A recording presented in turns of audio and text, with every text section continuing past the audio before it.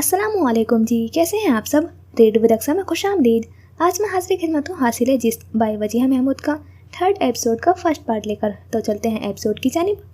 हासिल जिस्त अस्कलम वजीहा महमूद, तीसरी किस्त। कौन कहता है जहाँ में आजिज़ी माँ बाप हैं। मैं तो कहता हूँ कि हर घर की खुशी माँ बाप है, जो महकती है गुलाबों की तरह औलाद में। गुलशन कुदरत की ऐसी ताजगी माँ बाप है। मुझको लग सकती नहीं है इस ज़माने की नज़र। मैं हूँ खुशकिस्मत, मेरे सर पर अभी माँ बाप हैं। भेजकर माँ बाप को घर से अंधेरा मत करो, ये हकीकत है कि घर की रोशनी माँ बाप है। भूलकर माँ बाप को क्यों फिर रहे हो दर बदर। जिंदगानी का खजाना वाकई माँ बाप है। जिंदगी कुर्बान कर दी जिसने बच्चों के लिए। अब तो समझो दोस्तों कितने सखी माँ बाप हैं। हॉल में इस वक्त बिल्कुल सन्नाटा था। हॉल की छत पर नस्ब लाइट्स पूरे हॉल को रोशनियों में नहला रही थी। स्टेज के सामने लगी ढेरों कुर्सियों पर इस वक्त तलबा मौजूद थे, जो बहुत दिलचस्पी से स्टेज पर मौजूद चीफ गेस्ट की बातें सुन रहे थे। हॉल में छाई लम्हे भर की खामोशी को दोबारा उनकी आवाज़ ने तोड़ा। इंसान की ज़िंदगी का सबसे कीमती असासा उसके वालिदैन है, और इंसान को किसी भी चीज़ की कदर कीमत का एहसास सिर्फ तभी होता है जब वो उसे खो देता है। कभी गौर क्या है, हमारी माँ हमारे जिस्म पर आने वाले हर जख्म पर हमसे ज़्यादा तकलीफ में होती है। हमारी चाहत में वो अपनी ज़िंदगी भुला देती है, हमारी बड़ी से बड़ी खताएँ पल में माफ़ कर देती है। और हमारे बाप, वो लम्हे भर को रुके, इससे कुछ पीछे हटे और सब तलबा की तरफ देखा जो तवज्जो से उनकी बात सुन रहे थे। और हमारे बाप हमारे लिए अपना ख़ानदान से, इस दुनिया से, सबसे लड़ जाते हैं। ज़माने की तपती धूप से हमें बचाने वाली ज़ात हमारे बाप ही होते हैं।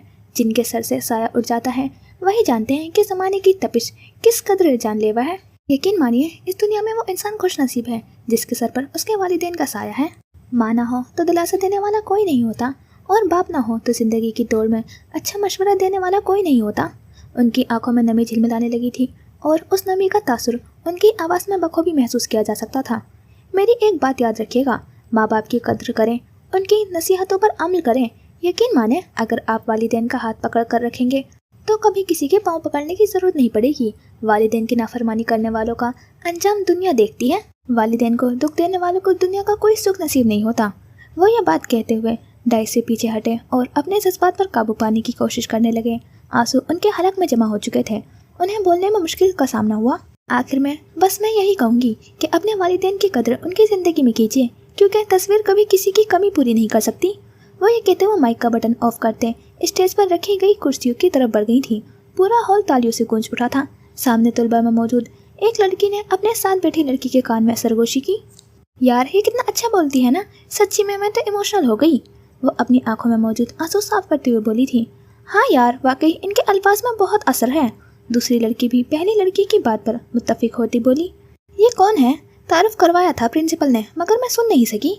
पहली लड़की ने दूसरी लड़की की जानिब देखते हुए उससे सवाल किया। ये सबरीना अहमद है, लाहौर की एक बहुत बड़ी NGO की अफरीदी ट्रस्ट की ओनर। सुबह सादिक का वक्त था। फजर की आज़ान हुए आधा घंटा बीत चुका था।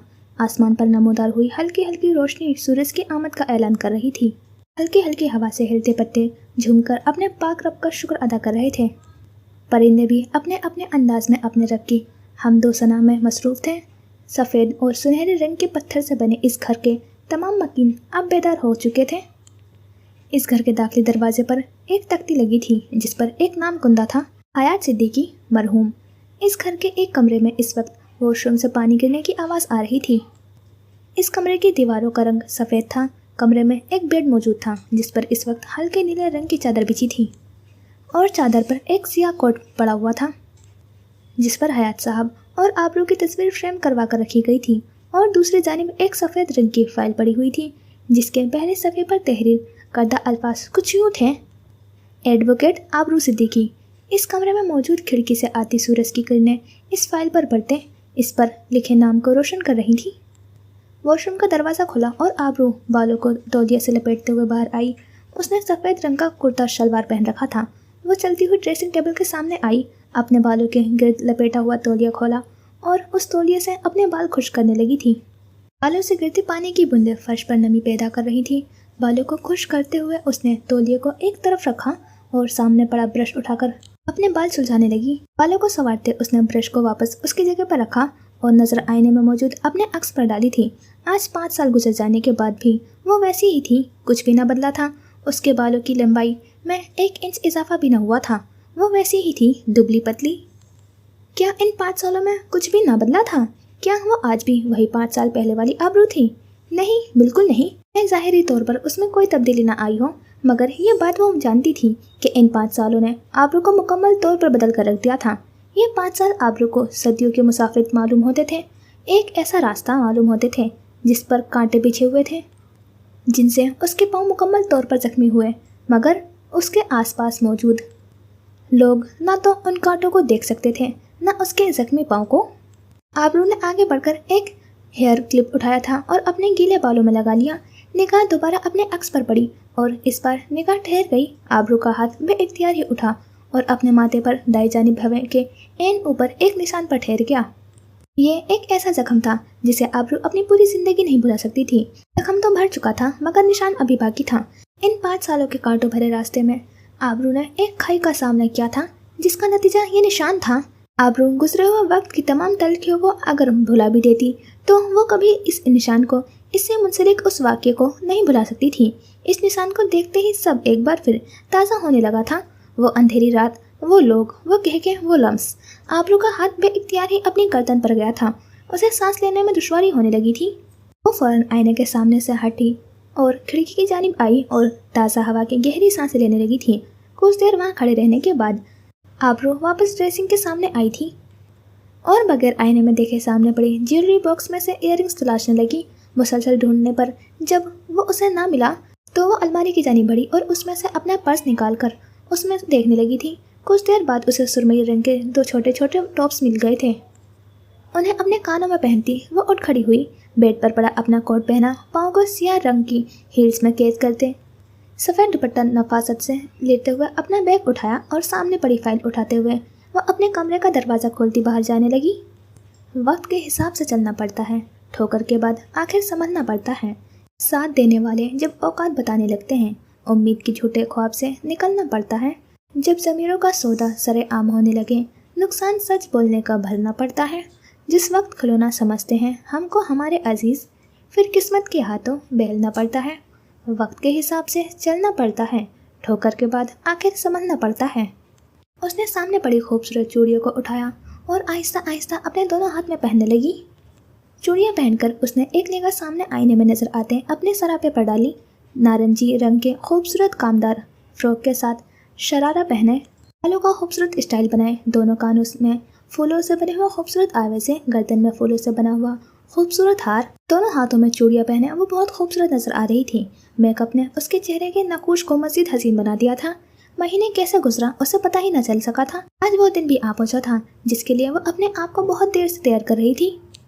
आज उसकी ज़िंदगी का एक बहुत अहम दिन था, मगर उसकी कतई आंखें वीरान थी। इतनी खुशी के मौके पर भी वो बुझी हुई नजर आ रही थी। वो आईने के सामने ही खड़ी थी कि उसके कमरे का दरवाज़ा खुला और सकीना बेगम दाखिल हुई। सबरीना बेटा तैयार? उनके बाकी अल्फाज मुंह में ही रह गए थे जब सबरीना उनकी जानिब मुड़ी। सकीना बेगम की आंखें अपनी बेटी का ये रूप देखकर भरने लगी थी। वो अपनी आंखों में नमी लिए उसके करीब आई और उसका चेहरा अपने दोनों हाथों में लेते हुए उसके माथे पर बोसा दिया था। माशाअल्लाह, अल्लाह नजर बद से बचाए। उनकी आवाज़ में नमी घुलने लगी। आमीन। सबरीना की आवाज़ बमुश्किल ही सकीना बेगम सुन पाई थी। तैयार हो? उसके सरापे पर नजर डालते हुए वो पूछने लगी। जी। सबरीना सर झुकाई बोली, मगर उसकी आंखों में मौजूद वीरानी सकीना बेगम से पोशीदा न रह सकी थी। खुश तो होना बेटा? वो उसके दोनों हाथ अपने हाथों में लेती हुई पूछने लगी। उनके बात पर सबरीना ने अपना सर झुका लिया था। जी अम्मी, मैं खुश हूँ। वो उनकी आंखों में देखती जबरन मुस्कुराई। उसके अल्फाज उसके साथ नहीं दे रहे थे, जिस पर सकीना बेगम ने मुस्कुराते हुए उसके हाथ छोड़े कि अचानक उनकी निगाह उसकी उंगली में मौजूद अंगूठी पर पड़ी। सबरीना बेटा, ये कौन सी अंगूठी पहनी है? वो दूसरी अंगूठी कहाँ है?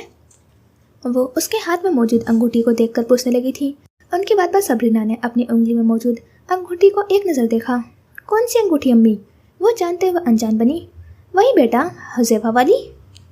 सकीना बेगम एक हफ्ता पहले होने वाली रस्म के तौर पर सबरीना को हुज़ैफा की तरफ से पहनाई जाने वाली अंगूठी का जिक्र कर रही थी। जी वो। सबरीना कुछ बोलने ही वाली थी कि बाहर से रुकैया बेगम ने सकीना बेगम को आवाज़ दी। बेटा, मैं बच्चों को भेजती हूँ ताकि तुम्हें रस्म के लिए बाहर ले आए। तब तक तुम जल्दी से वो अंगूठी पहन लो, वरना रुकैया भाभी को बुरा लगेगा। वो उसका कंधा थपथपाते हुए बाहर चली गई, जबकि पीछे खड़ी सबरीना ने ड्रेसिंग टेबल की जानिब मुड़ते हुए अपने ज्वेलरी बॉक्स खोला और उसमें मौजूद एक खूबसूरत अंगूठी निकाली। ये वही अंगूठी थी जिसका सकीना बेगम उसे पहनने के लिए कह रही थी। उसने अंगूठी निकाल कर टेबल पर रखी और अपने हाथ में मौजूद अंगूठी उतार कर उसने ज्वेलरी बॉक्स में डाल दी और टेबल पर पड़ी अंगूठी उठा ली। उस अंगूठी को पहनते हुए उसके दिमाग में एक जुमला गूंज रहा था, आज से आप मेरी अमानत हैं। उसका दिल फट जाने को था, मगर अपने आप पर काबू रखते हुए उसने अपने आप को रोने से बाज रखा था। उसे बाहर से लड़कियों की आवाज़ें आने लगी थी, वो यकीनन उसे ही लेने आ रही थी। उसने एक नज़र बेड के नीचे से नज़र आते हुए सिया बैग को देखा और गहरी सांस लेते हुए दरवाजे की जानिब चल पड़ी। अल्लाह का वास्ता है, जल्दी करो। रुतबा डाइनिंग टेबल के सामने बैठी गुस्से से चिल्ला रही थी। मुझे पहले ही बहुत देर हो चुकी है। अगर प्रोफेसर अकरम ने आज मुझे क्लास में दाखिल न होने दिया तो देखना हरम मैं तुम्हारा क्या हश्र करती हूँ। वो अपने सामने पड़े पराठे का आखिरी निवाला बनाकर मुंह में डालते हुए बोली, इस बार घंटा होने वाला है तुम्हें चाय बनाते हुए, अब ले भी आओ। वो खाते हुए मुसलसल बोल रही थी। आबरू उसके एन पीछे आकर खड़ी हो गई। सब मिलकर मुझे लेट करवाओ अगर। वो बोलती बोलती एकदम मुड़ी और आबरू को अपने पीछे खड़ा देखकर उसकी चलती जुबान को ब्रेक लगा था। अस्सलामु अलैकुम। आबरू उसे सलाम करती उसकी छोड़ी हुई कुर्सी के साथ मौजूद दूसरी कुर्सी पर बैठ गई और फाइल को एक तरफ रख दिया था। वालेकुम अस्सलाम, तुम कब आई? वह वापस कुर्सी पर बैठ गई। जब तुम चीख चीख कर सबको बता रही थी कि तुम लेट हो रही हो, वो हल्की मुस्कुराहट के साथ बोली। इससे पहले कि रुतबा कुछ बोलती किचन से इसवा भागती हुई आई और अपने हाथ में मौजूद चाय का कप रुतबा के सामने रख दिया। ये लो अपनी चाय। वो कप उसके सामने रखकर खाली प्लेट उठाती बोली, आबरू तुमने तो आज की छुट्टी ली थी ना? आबरू पर नजर पड़ते ही उसे तैयार देखकर इसबा बोली थी, हाँ ली थी, बट वो एक केस से रिलेटेड एक ज़रूरी काम था, इसलिए जाना पड़ेगा। वो तहम्मुल से बोली, मगर तुम्हारी तबीयत? हल्का सा बुखार था, अब ठीक हूँ। इसबा की बात मुकम्मल होने से पहले आबरू बोल पड़ी, चलो ठीक है, जैसी तुम्हारी मर्जी, मैं तुम्हारे लिए नाश्ता लेकर आती हूँ। इसबा आबरू से कहती हुई पलटने ही वाली थी कि आबरू बोली, नहीं रहने दो, मैं बस चाय लूँगी। आबरू रुतबा के सामने पड़े चाय के कप को अपने आगे करती बोली, आबरू ये मेरी चाय है। रुतबा ने एहतसास किया, अब ये मेरी हुई। आबरू चाय के कप को लबों से लगाती हुई बोली, सही कह रही थी मैं, तुम सब मिले हुए हो, मैं रोज तुम सब की वजह से लेट हो जाती हूँ। रुतबा के लहजे में खफकी थी। चाय बहुत अच्छी है इसबा। आबरू जानबूझकर रुतबा को चढ़ाते हुए बोली, जिस पर इसबा के लब भी मुस्कुराहट में ढल गए थे। रुतबा तुम हरम को देखो, मैं तुम्हारे लिए चाय लाती हूँ। इस पर रुतबा को मुखातिब करते हुए किचन की तरफ चली गई। हरम की बच्ची, तुम तो आज गई। एक नज़र मजे से चाय पीती हुई आबरू पर डालती हुई वो ऊंची आवाज़ में कहती हरम और अपने मुश्तरका कमरे की जानिब चल पड़ी, जबकि पीछे बैठी आबरू के लब उसके अंदाज व मुस्कुराहट में ढले। सुबह के 4 बजे का वक्त था। हर सू तारीखी थी। फजर की आजान में अभी 2 घंटे बाकी थे। गलियां मोहल्ले बिल्कुल सुनसान पड़े थे। सामने नजर आते 2 मंजिला मकान पर लगी सुनहरी बत्तियां इस वक्त रोशन थी। उनकी रोशनी को देखकर यह अंदाजा लगाना मुश्किल न था कि यह घर शादी वाला था। अचानक वो जलती बत्तियां बुझ गई। इस वक्त इस मोहल्ले में मौजूद रोशनी का वाहिद जरिया भी खत्म हो गया। उस घर के दरवाजे के करीब मध्यम सी आहट पैदा हुई थी और दरवाज़ा खुल गया, जिसमें से पहले एक सिया रंग का बड़ा सा बैग बाहर आया था और फिर एक चादर में लिपटा हुआ वजूद। इस वजूद ने अपना चेहरा ढांप रखा था, जिसके पास उसके पहचानना मुश्किल था। इस वजूद ने बगैर आहट पैदा किए दरवाज़ा वापस बंद किया और तेज तेज कदम उठाता आगे बढ़ने लगा। उसके खदोखाल से वो निस्वानी वजूद मालूम होता था। उस घर से काफ़ी दूर जाकर उसने अपने बैग की जेब से मोबाइल निकाला और उसकी उंगलियां मोबाइल के स्क्रीन पर तेजी से कुछ टाइप करने लगी थी। उसके हाथ मुसलसल कांप रहे थे। मोबाइल को वापस अपनी जेब में डालते हुए उसने नज़र उठाकर उस घर की जानिब देखा जहां से वो अभी आई थी। उसकी आंखें भरने लगी, आंखों में आंसू इस कदर बढ़ गए थे कि सामने का मंजर धुंधला आने लगा था। उसने अपनी आंखों को सख्ती से साफ किया तो उसकी आंखें वाज़ेह हुई थी। उसकी आंखों का रंग कत्थई था। दोपहर का 1 बज चुका था। सूरज सवाने से पर था। तमाम दरख्त और पौधे मुरझाए हुए थे। हवा का कोई वजूद ना था। तमाम पत्ते साकित थे। फूल पौधे प्यास के शिद्दत से बेचैन थे। सिविल हॉस्पिटल लाहौर की इमारत के सामने भी रश न होने के बराबर था और ये इस गर्म दोपहर का ही नतीजा था। हॉस्पिटल के एक कमरे में इस वक्त 3 नफोस मौजूद थे। एक अधेड़ उम्र की खातून जो इस वक्त नीम मदहोशी के आलम में बेड पर लेटी हुई थी। उनके हाथ को अपने दोनों हाथों में दबाए एक 20 साल लड़की जो मुसलसल आंसू बहा रही थी, जबकि उन दोनों के करीब एक 28 साल नौजवान परेशानी की आलम में इधर से उधर टहल रहा था। कमरे के बंद दरवाजे के खुलने पर वो एकदम रुका और दरवाजे की जानिब देखा जहाँ से डॉक्टर अंदर दाखिल हुए थे। वो दोनों तेजी से चलते हुए उस औरत के करीब आए। उनमें से एक अपनी गर्दन में से डाला स्टेथोस्कोप उतारा और उस औरत को धड़कन का जायजा लेने लगा था। वो लड़का अब उन दोनों के करीब आ चुका था। उसने बोलने के लिए लब खोले ही थे कि उसके पास खड़े दूसरे डॉक्टर ने उसे हाथ के इशारे से बोलने से रोका, मगर वो लड़का फिर भी ना रुका। ये आप लोग क्या बार बार इनकी हार्ट बीट चेक किए जा रहे हैं? पहले भी आपने आकर यही किया था। वह इंतहाई रूखे अंदाज में बोला। आपको दिखाई नहीं दे रहा क्या हालत हो गई है इनकी? आप हैं कि बस एक ही काम बार बार किए जा रहे हैं? अगर मेरी अम्मी को कुछ भी हुआ तो फिर? क्या आप 2 मिनट खामोश रह सकते हैं मिस्टर? वो डॉक्टर जो औरत की नब्ज का मुआयना कर रहा था तामुल से उस लड़के की बात काटता हुआ बोला। नहीं हो सकता खामोश। पहले आप मुझे ये बताइए कि इन्हें हुआ क्या है? अगर इन्हें कुछ हो गया तो आपको क्या फर्क पड़ेगा? माँ तो मेरी है। उसके बाकी के अल्फाज उसके मुंह में ही रह गए, क्योंकि वो डॉक्टर अपनी जगह से छोड़कर उठ खड़ा हुआ था और उसकी जानिब आने लगा। सब कुछ नॉर्मल है। कुछ देर पहले इनको जो ड्रिप दी गई थी ये अभी उसी के ज़ेरे असर है। वो इत्मीनान से बोलता उसके करीब आया। परेशानी की कोई बात नहीं है, बहुत जल्दी ये ठीक हो जाएंगी इंशाल्लाह। वह उसके कंधे पर हाथ रखता हुआ हल्की सी मुस्कुराहट के साथ बोला, जिसके जवाब में वो लड़का खामोश रहा। और मेरी एक बात हमेशा याद रखना। अब वो अपना हाथ उसके कंधे से हटा चुका था। एक मरीज डॉक्टर के लिए भी इतना ही अहम होता है जितना वो अपने घर वालों के लिए होता है। उस औरत के पास बैठी लड़की जो तब से सर झुकाए रो रही थी, उसने नज़र उठाकर डॉक्टर की जानिब देखा। आंसू ने सामने का मंजर धुंधला कर डाला था। उसने अपने एक हाथ से अपनी आंखें साफ की तो सामने का मंजर साफ हुआ। बेशक हमारा मरीज से कोई खूनी रिश्ता नहीं होता, मगर वो लम्हे भर के लिए रुका। हमारा उनसे इंसानियत का रिश्ता है और इंसानियत का रिश्ता हर रिश्ते से बालातर होता है।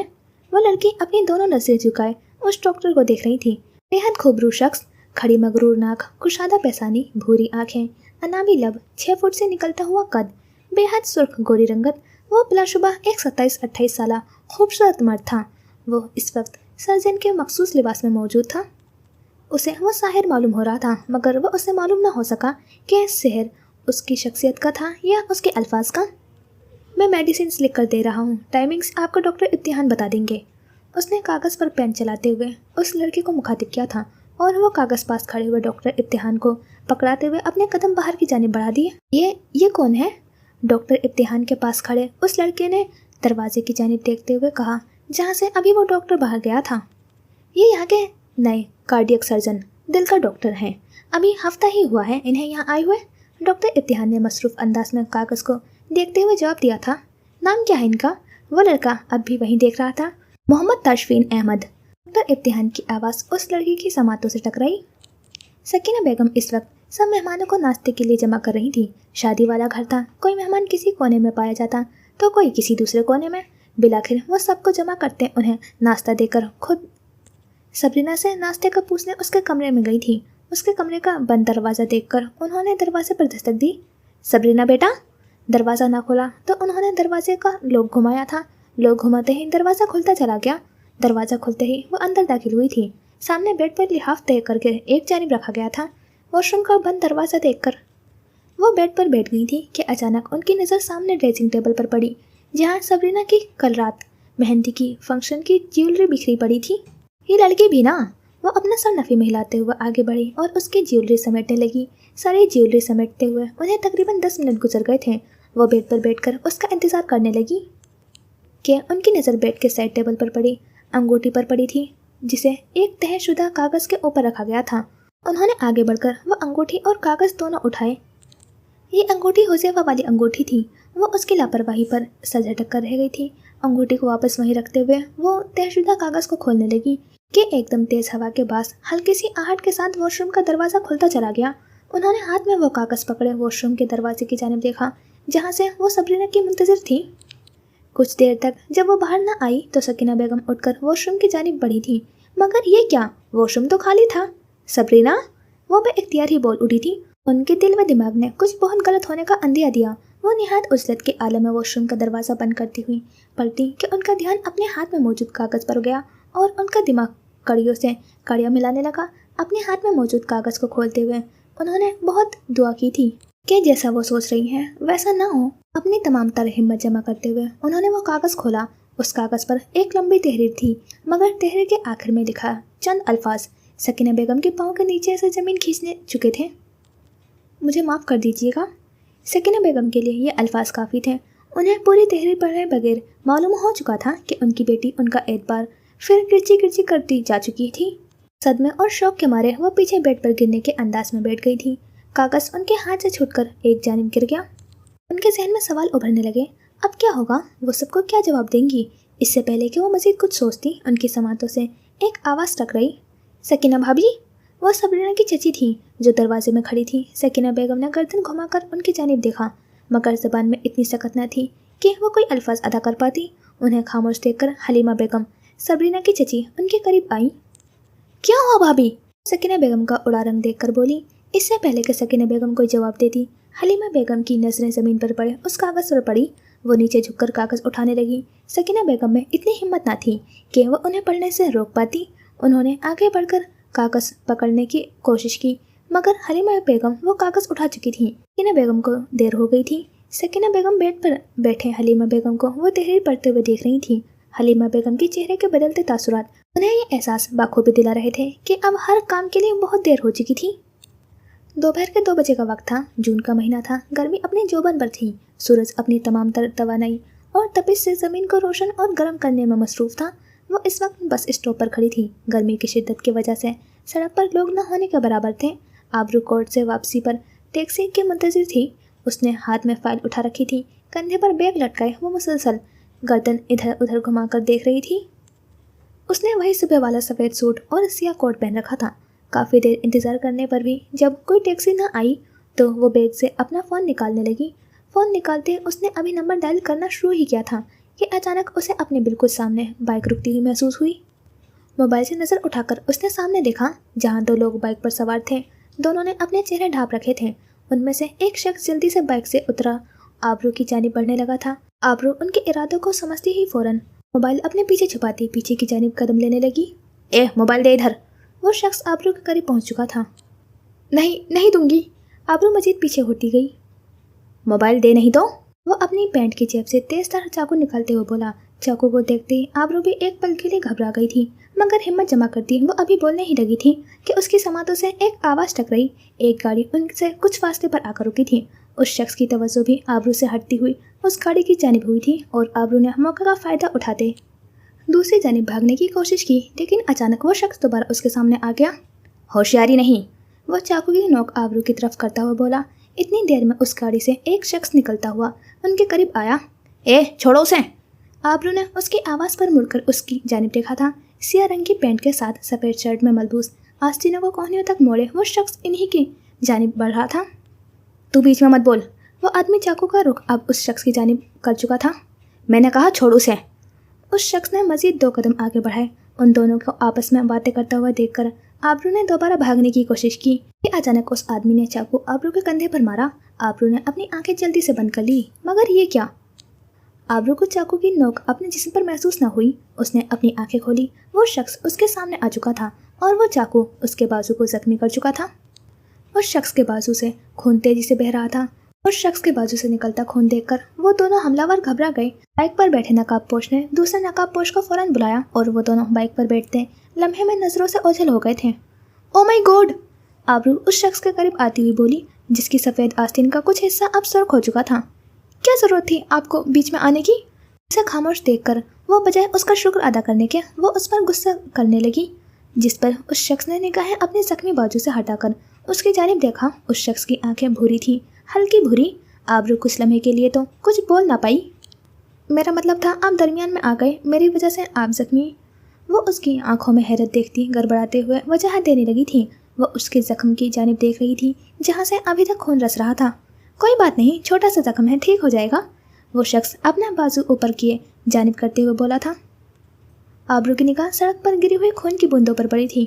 میں آپ کو ڈاکٹر کے پاس لے جاتی ہوں، آبرو متفکر لہجے میں بولی۔ زیادہ گہرا زخم نہیں ہے، میں دیکھ لوں گا، آپ پریشان مت ہوں، وہ آبرو کے ماتھے پر پریشانی سے ابھرتی ہوئی لکیریں دیکھ کر بولا۔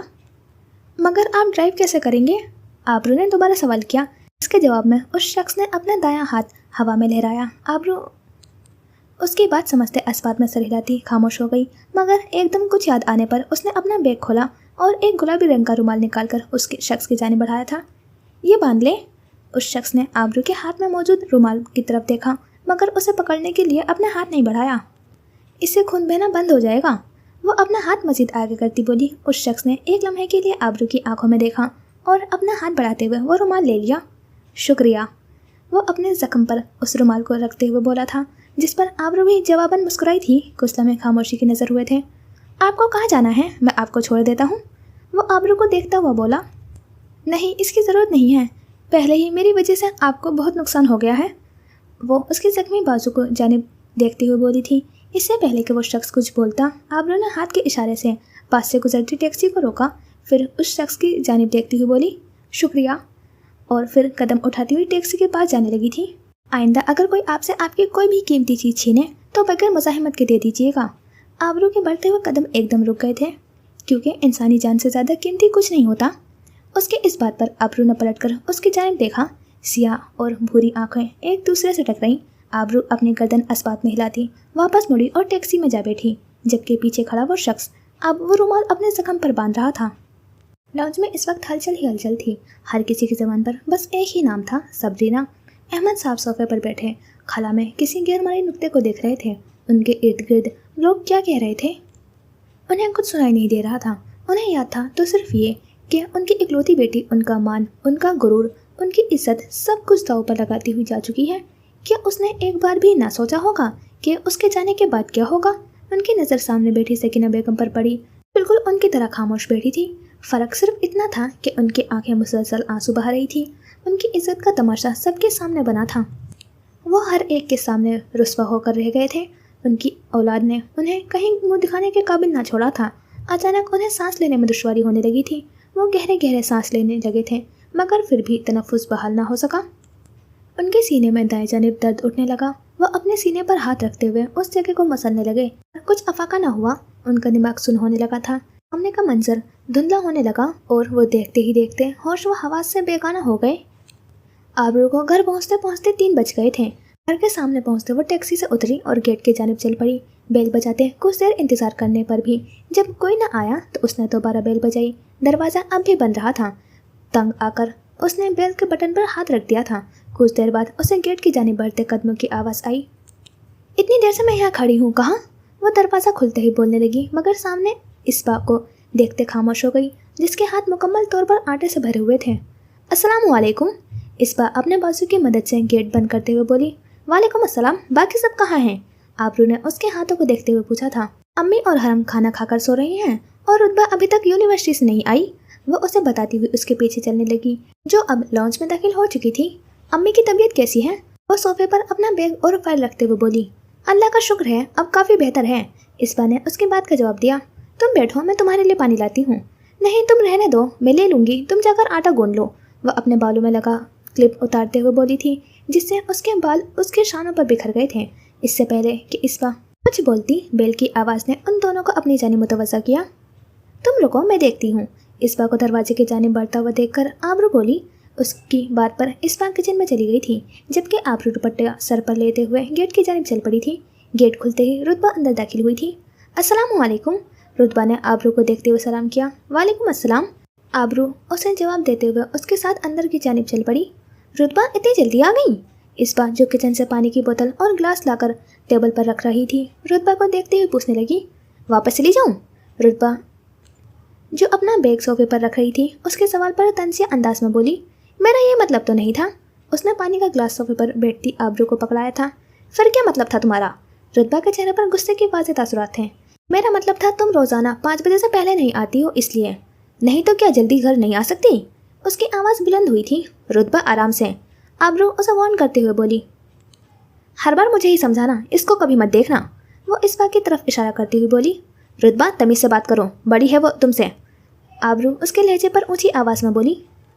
وہ بڑی ہے تو وصول سوال کر سکتی ہے، میں چھوٹی ہوں تو ہمیشہ چپ رہوں، واہ کیا انصاف ہے، رتبہ غصے سے چلائی تھی۔ رتبہ کی بات پر آبرو اٹھ کھڑی ہوئی، جبکہ پاس کھڑی اسبا کے آنسو اس کی آنکھوں سے نکلنے کو بےتاب تھے۔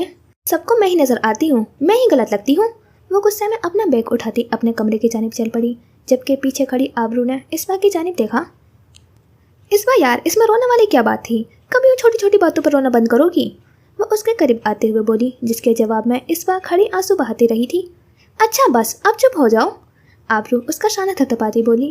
اتنے میں انہیں رتبہ کے کمرے کا دروازہ زور سے بند ہونے کی آواز آئی تھی۔ پانی پیو، شاباش، وہ پانی کا گلاس بھر کر اس کو پکڑاتے ہوئے بولی۔ تم کچن میں جاؤ، میں دیکھتی ہوں اسے، وہ رتبہ کے کمرے کی طرف اشارہ کرتے ہوئے بولی، جس پر اسبا نے اپنے دوپٹے سے آنسو صاف کرتے ہوئے اسبات میں سر ہلایا۔ इस वक्त हॉस्पिटल के कॉरिडोर में हर जानिब चमकोया हो रही थी। अहमद साहब को फ़ौरन यहाँ लाया गया था। डॉक्टर्स उन्हें ऑपरेशन थिएटर में ले गए थे। अभी वो सब ऑपरेशन थिएटर के सामने बैठे थे। सकीना बेगम का रो रो कर बुरा हाल हो चुका था। उनके पास बैठी उनकी बहन उन्हें दिलासा दे रही थी कि अचानक ऑपरेशन थिएटर का दरवाज़ा खुला और एक डॉक्टर बाहर आया। उसने अपने चेहरे पर मास्क लगा रखा था। सकीना बेगम जल्दी से उसकी जानिब भागी थी। क्या हुआ है भाई साहब को?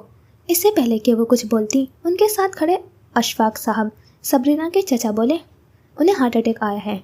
डॉक्टर ने उनकी बात का जवाब दिया। डॉक्टर की बात पर सबको शदीद हैरत हुई थी। मगर उन्हें तो किसी किस्म का कोई मसला नहीं था, ना ब्लड प्रेशर ना कुछ और। सकीना बेगम रोंदी हुई आवाज़ में बोली, उन्हें हार्ट अटैक शदीद शौक की वजह से हुआ है। वो डॉक्टर सकीना बेगम को मुखातिब करता हुआ बोला, कोई हादसा हुआ है क्या? डॉक्टर सकीना बेगम की जानिब देखते हुए पूछ रहा था। उनकी बेटी घर से भाग गई है। इससे पहले कि सकीना बेगम कुछ बोलती, पीछे खड़ी हलीमा बेगम बोल पड़ी थी। सकीना बेगम ने शिकस्ता निगाहों से उनकी जानिब देखा। माहौल में एकदम खामोशी छा गई। जालिम खामोशी। भाई साहब ठीक तो है ना? अशफाक साहब माहौल में छाए तनाव को कम करते हुए बोले, अभी हम इस बारे में कुछ नहीं कह सकते। हम अपनी पूरी कोशिश कर रहे हैं, आप बस दुआ कीजिए। ऑपरेशन थिएटर का दरवाज़ा दोबारा खुला और डॉक्टर वापस अंदर चला गया। सकीना बेगम के आंसू में मज़ीद रवानी आ गई थी। उनकी बहन उन्हें कंधों से थामे पीछे लेकर जाकर बेंच पर बिठाने लगी थी।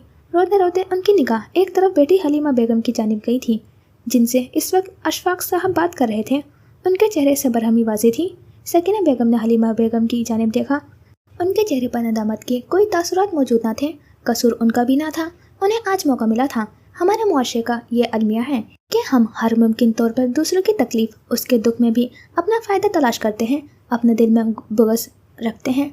हम एक मौके की तलाश में रहते हैं जब हम दूसरों से उसके किए का बदला ले सकें, ये जाने बगैर कि हमारा कहा गया एक एक लफ्ज़ किस तरह दूसरे की ज़ात और रूह को छलनी कर सकता है, किस तरह किसी की इज्जत को रोन सकता है। सकीना बेगम अब ऑपरेशन थिएटर के दरवाजे की जानिब देखते हुए दिल में शिद्दत से अपने रब से अहमद साहब की सेहतयाबी की दुआ मांगने लगी। आबरू ने रुतबा के कमरे के दरवाजे का लॉक घुमाया था। दरवाज़ा खुलता चला गया। सामने रुतबा का बैग बेड पर बिखरा हुआ था। सारी किताबें बैग से बाहर आ चुकी थी। वो अपना दुपट्टा भी बेड पर इस अंदाज में फेंक कर गई थी कि आधा दुपट्टा फर्श पर पड़ा हुआ था। आबरू ने कमरे में दाखिल होते दरवाज़ा बंद ही किया था कि वॉशरूम का दरवाज़ा खुला और रुतबा बाहर आई, जिसका चेहरा मुकम्मल तौर पर तर था। वो अपना चेहरा धोकर आई थी। पानी की बूंदें उसके चेहरे से ज़मीन पर गिर रही थी। ये क्या बदतमीज़ी थी?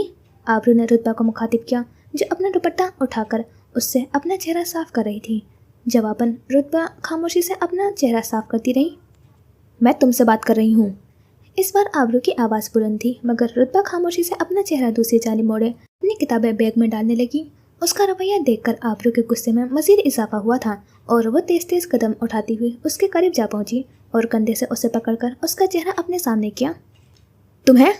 उसके बाकी अल्फाज मुंह में ही रह गए थे। रुतबा की आंखें सुर्ख पड़ रही थी। उसने नजरें उठाकर आबरू की जानिब देखा। आबरू के दिल को एकदम कुछ हुआ, जैसे किसी ने जोर से मुट्ठी में दबाया हो। रुतबा क्या हुआ है? रुतबा दोबारा अपना चेहरा मोड़ते हुए काम में मसरूफ हो गई। बताओ क्या हुआ है? आबरू उसका रुख दोबारा अपनी जानिब करती बोली हुई थी। कुछ नहीं हुआ। रुतबा रोंदी हुई आवाज़ में उसका हाथ अपने कंधे से हटाते हुए बोली। रुतबा मेरा दिल घबरा रहा है, प्लीज़ बताओ मुझे क्या हुआ है? आबरू मुतफक्किर लहजे में बोली। उसे मालूम था कि रुतबा छोटी छोटी बातों पर रोने वालों में से ना थी, बल्कि वो तो बड़ी बड़ी बात पर भी साबित कदम रहती थी। उसके आंसू आबरू को हकीकतन परेशान कर रहे थे। कुछ नहीं, बस। वो बोलते बोलते खामोश हो गई। उसने आबरू की जानिब देखा, जो सवालिया निगाहों से उसे ही देख रही थी। बस वो आज यूनिवर्सिटी में। वो दोबारा खामोश हो गई। उससे समझ नहीं आ रहा था कि वो आबरू को क्या बताए। अब बता भी दो रुतबा। आबरू उसके सामने बैठते हुए बोली। कोई बड़ी बात नहीं है। रुतबा सफाई देती हुई बोली। बात छोटी है या बड़ी, मुझे बताओ रुतबा। आबरू अपने अल्फाज पर जोर देते हुए बोली। सायरा ने मेरा असाइनमेंट कॉपी किया था, मगर सर ने सेम असाइनमेंट देखकर उसकी बजाय मेरा असाइनमेंट कैंसिल कर दिया। वो आबरू से नजरें चुराते हुए बोली। तौबा है रुतबा, इतनी सी बात थी और तुमने मुझे परेशान कर दिया था। आबरू उसकी बात पर अफसोस करती बोली। आबरू की बात सुनकर रुतबा के चेहरे पर एकदम इत्मीनान आ गया, जो आबरू की नजरें से पोशीदा न रह सका। बहाना तो कोई अच्छा बना लेती। आबरू की आवाज़ पर रुतबा ने फौरन उसकी जानिब देखा, जो अब बेड से उठ खड़ी हुई थी। बहाना तो कोई अच्छा बना लेती। आबरू की आवाज़ पर रुतबा ने फौरन उसकी जानिब देखा, जो अब बेड से उठ खड़ी हुई थी। कैसा बहाना? रुतबा के लहजे में वाज़ेह गड़बड़ाहट थी। तुम काफ़ी समझदार हो रुतबा, तुम्हें मालूम है मैं किस बारे में बात कर रही हूँ। आबरू दोनों हाथ सीने पर बांधे अब उससे सवाल कर रही थी। मैं झूठ नहीं बोल रही। वो अपने लहजे को मजबूत रखने की नाकाम कोशिश कर रही थी। मेरे चेहरे पर बेवकूफ़ लिखा दिखाई दे रहा है क्या? आबरू का लहजा सख्त हुआ। जवाबन रुतबा खामोश रही। मैं तुमसे बात कर रही हूँ रुतबा। वो रुतबा को कंधे से पकड़ते हुए सख्ती से अपने सामने करते हुए बोली। मैं झूठ नहीं बोल रही आबरू, यही बात है। वो भूल गई थी कि वो किससे मुखातिब है। उसके मुकाबले आबरू थी, एडवोकेट आबरू, जो खुद तो इतनी सफाई से झूठ बोलती थी कि उसकी बात सुनते ही ईमान आ जाए और दूसरों के बोले गए बड़े से बड़े झूठ को भी बआसानी पकड़ लेती थी। और इस बार तो रुतबा का बहाना भी काफ़ी कमज़ोर था। ठीक है, तुम ना बताओ, मैं खुद पता कर लूँगी। वो उसका कंधा झटकते हुए कमरे के दरवाजे की जाने बढ़ने लगी। दरवाजे के करीब जाकर वो मुड़ी। इस बात से सॉरी कर लेना अपनी बदतमीजी की, वो सख्त लहजे में कहती हुई दरवाज़ा खोलकर बाहर चली गई, जबकि पीछे खड़ी रुतबा अब किसी नए बहाने की तलाश में थी। दिन का आगाज़ हो चुका था। सड़क पर हर तरफ गहमा गहमी थी। हर कोई अपने रोज़गार की तलाश में अपनी मंजिल के जानिब रवा दवा था। सूरज की किरणें आसमान को मनोवर कर रही थी। वो उस वक्त एक टैक्सी में मौजूद थी। कुछ देर बाद टैक्सी उसकी बताई गई मंजिल के करीब जाकर रुक गई। वो एक हाथ में अपना बैग लिए गाड़ी से उतरी और टैक्सी ड्राइवर को किराया अदा करती हुई एक जानिब चलने लगी थी कि अचानक उसकी नज़रें सामने खड़े फैज़ी पर पड़ी। उसी लम्हे फैज़ी ने भी उस जानिब देखा था। कतई आंखें बुरी आंखों से टक रही थीं। सबरीना ने एक भरपूर नज़र फैज़ी पर डाली। सियाह रंग की सलवार कमीज़ पहने, पाँव को खड़ी में कैद किए, वो हमेशा की तरह उसके दिल को धड़का गया था। सबरीना पर नज़र पड़ते ही वो भागकर उसके पास आया। लाओ मुझे दो। वो उसके हाथ में मौजूद सियाह बैग को पकड़ता हुआ बोला। तुम ठीक तो हो? वो उसके चेहरे पर छाए तासुरात को देखकर बोला, जिस पर सबरीना ने उसकी जानिब देखते हुए अपने सर को असबात में जंबिश दी और खामोशी से बैग उसको थमा दिया। मेरे साथ आओ। वो उसका बैग अपने एक हाथ में उठाता हुआ कुछ फासले पर खड़ी सफ़ेद गाड़ी की जानिब चलने लगा था। गाड़ी के करीब पहुंचकर फैज़ी ने गाड़ी का पिछला दरवाज़ा खोला और बैग उसमें रखते हुए सबरीना को बैठने का इशारा किया। सबरीना को ड्राइविंग सीट पर कोई बैठा हुआ नज़र आ रहा था, मगर वो सही तरह से उसका चेहरा नहीं देख पा रही थी। सबरीना, फैज़ी की आवाज़ सुनकर वो होश में आई और फ़ौरन गाड़ी में बैठ गई। सबरीना के बैठते ही फैज़ी ने भी गाड़ी का अगला दरवाज़ा खोला और ड्राइवर की साथ वाली सीट पर बैठ गया। सबरीना ने गाड़ी में बैठते ही पहले ड्राइविंग सीट पर मौजूद शख्स को देखा। वो सारिम था। फैज़ी के बैठते ही सारिम ने गाड़ी चला दी थी। सबरीना का दिमाग एक बार फिर अपने घर वालों की तरफ जाने लगा, मगर हमेशा की तरह उसने इस बार भी अपने दिल को ये बात कहकर तसल्ली दी कि वक्त के साथ साथ सब ठीक हो जाएगा। वह अपने जहन को सोचों के महवर से निकालने के लिए बाहर देखने लगी, जहाँ इर्द गिर्द मौजूद हर चीज़ पीछे रहती जा रही थी। उन्हीं चीज़ों की तरह अब सबरीना की ज़िंदगी में भी बहुत कुछ पीछे रह जा चुका था, बहुत कुछ। वो इस बात से मुकम्मल अनजान थी कि जिस आने वाले वक्त में वो सब ठीक हो जाने की मुंतज़िर है, वो वक्त उसके लिए कितना जालिम होने वाला है। उसने करवट बदलते अपनी आंखें खोली, पास पड़ा मोबाइल उठाया और उस पर टाइम देखा। शाम के 6 बज चुके थे।